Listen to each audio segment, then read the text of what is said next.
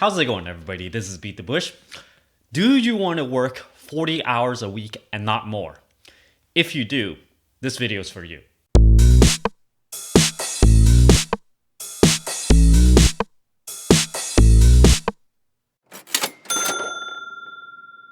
This video is brought to you by Tenergy. This LED light can either be used as a floor lamp or a desk lamp. It provides 2000 lumens of light, roughly equivalent to 360 watt incandescent bulbs. It features 4 color temperatures, 5 brightness levels, and a large 8.5 inch LED panel so that it illuminates whatever you're looking at very evenly. If you guys are interested in this product, check out my affiliate link down in the video description below. Throughout my career in engineering, I mostly do about 40 hours a week, and sometimes maybe 1 or 2 weeks out of the year I would do 50 hours. Now it becomes a lot more interesting because sometimes I hear my friends or colleagues, they would work a lot more than 40 hours. They would go up to like 60, 80 hours even every single week. So based on my experience of working more than 5 positions in engineering, I'm going to share with you some tips and tricks on how I was able to avoid some of these jobs that tries to work you to death. Now, I always like to say engineers are usually inherently lazy. Not lazy in the sense that they're not willing to put in the work. They're only lazy in the sense that you don't want to put in more work than it's necessary to get a certain job done. In other words, being highly efficient. By extension, an engineer is going to try to engineer his own job so that he does as little work as possible in order to get the most amount of money or the most amount of pay raises. So in light of this, it's more about a balance of working hard enough to get your pay raises, but not so hard that it's way overboard so that you're not getting compensated for that extra effort. Now, if you work in the industry, or maybe you can just hear it from me, you can likely hear from other coworkers and friends how other companies treats their employees. In other words, how much they actually have to work every single week. Based on anecdotal evidence, I know that Apple employees have to work very, very hard, especially through deadlines. I have one friend that you would never see whenever there's a deadline, and this happens consistently over the years, maybe a couple times a year. And then I have another friend that worked at Apple for a short period of time, but during that time, it was really crazy. It was like saying he did like 80 to 100 hours or something. And every single time that I saw him, he had bloodshot eyes. He looked really tired, physically tired. And I'm like, wow, I'm glad I didn't work for that company. And then based on anecdotal evidence that I know Amazon drives their engineering department very hard as well.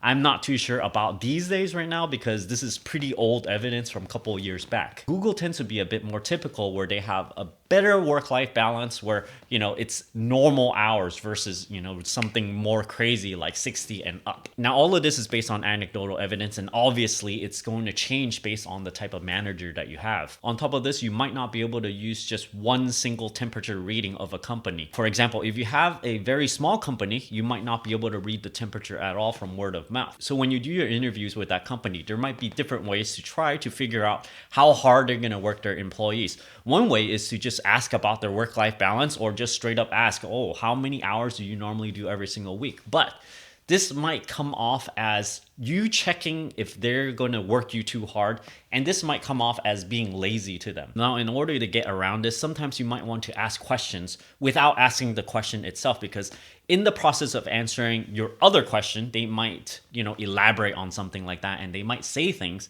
that would indicate a certain kind of work-life balance. For example, you can ask your interviewer, likely it's going to be your future colleagues, what a typical work week is like for them. Now, they're going to start elaborating a whole bunch of things. Instead of you asking straight to the point, how many hours do you work every single week? They're going to start talking about what the work week is like. And along the way, they're probably going to give you some hints on, how much they actually work every day without you actually directly asking them. Now, I want to go over a little bit about the efficiency when you're actually at work. In my working experience, it's so strange that I feel like you can put in almost maybe 2 or 3 hours every single day. Now, actual real work, okay? Real work that you are, fully paying attention to.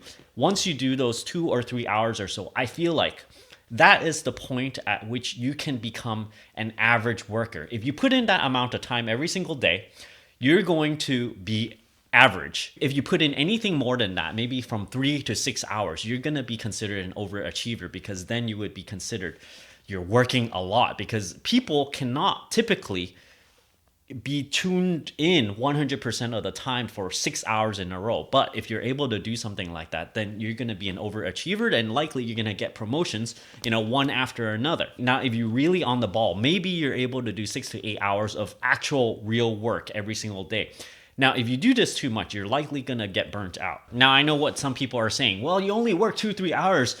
I always work, every single hour of the day while I was at work. No, this is considering that you're in an office environment, because usually when you're in an office environment, sometimes you need to take bathroom breaks. Sometimes you need to take a lunch break. Sometimes you need to go drink something. Sometimes you need to take some time to talk to colleagues, chit chat and stuff. So, when you add all this up, it's likely very easily 1 or 2 hours of your day out of the full 8 hours. When you're working, you also cannot always stare at it full time. Sometimes after you look at it for a few hours, you might get stuck. You need to relax a little bit, let your mind work on it in the background. So maybe you do something and then you go do something else for a while, and then you come back to it, and then suddenly you can really easily solve your problem just like sleeping on it. Now, the truth is, depending on your skill, you might have to work more or less than what I stated over here. For those proficient or efficient enough to be able to complete all their tasks 2 to 3 hours a day, what do you do the rest of the time? For most employees, you sort of twiddle your thumb, obviously. I see a lot of people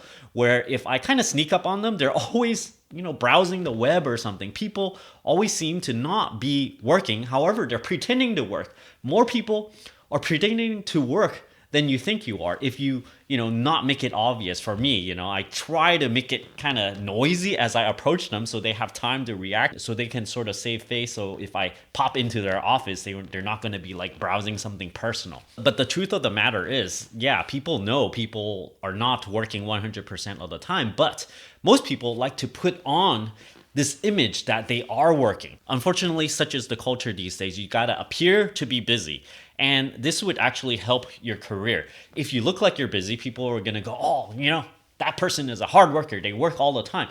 Little do they know, you only put in 2 or 3 hours and then you get as much done as your image makes you seem like you're doing. It's unfortunate that most companies do not use the metric of how much work you get done versus how much you look like you're sitting at your cubicle. Thanks for watching this video. Don't forget to give me a like. Comment down below. Let me know what you think of actively trying to pursue getting a 40-hour week job rather than something that's more. If you're interested in supporting this channel, check out my Audible link down in the video description below, where you can get a free audiobook.